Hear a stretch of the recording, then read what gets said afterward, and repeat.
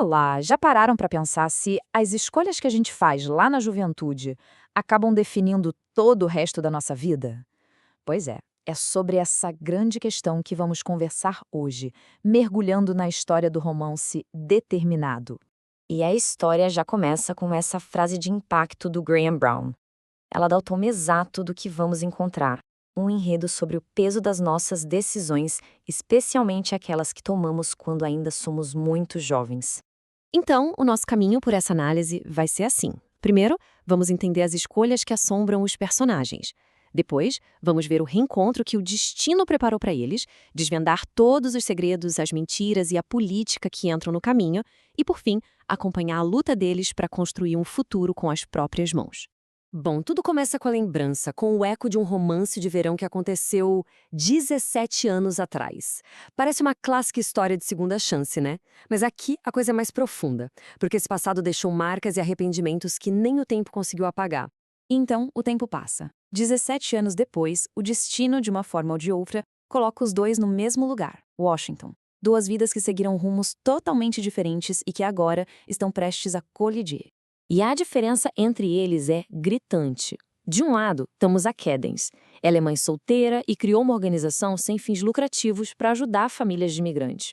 Já do outro lado está o Fitz, também pai solteiro, mas ele é dono de uma empresa de relações públicas poderosa, daquelas que abafam escândalos de políticos. Ou seja, enquanto ela luta pelos mais vulneráveis, ele protege os poderosos.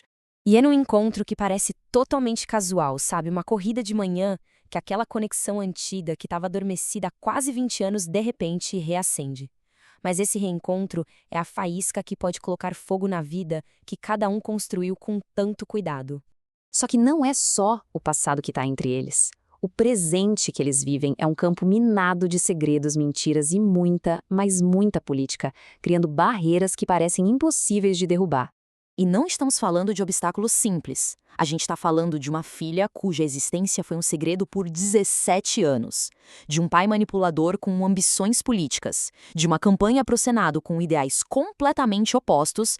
E, claro, de um mundo profissional que os coloca como adversários diretos. E aqui está o nó da questão. O principal dilema. O pai do Fitz, que é uma figura bem controladora, está empurrando ele para uma campanha ao Senado. E a plataforma dessa campanha é justamente contra tudo que a Cadence defende com o trabalho dela. Basicamente, ele está sendo forçado a lutar para destruir o legado dela. Em meio a todo esse drama político, tem um segredo ainda maior, guardado a 7 chaves. A pergunta que não quer calar é: por quanto tempo uma verdade tão grande assim consegue ficar escondida? E então vem o ponto de virada, aquele momento que muda tudo. O Fitz descobre segredo da forma mais inesperada possível. Quando o filho dele conta que o par dele no baile de formatura foi uma garota chamada Cowley e que a mãe dela é a Cadence. E essa revelação, claro, os deixa numa encruzilhada.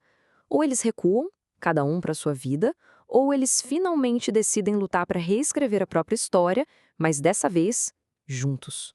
É nesse momento que o Fitz confronta o pai e diz com todas as letras: vou me casar com a Cadence. É o que eu deveria ter feito todos aqueles anos atrás.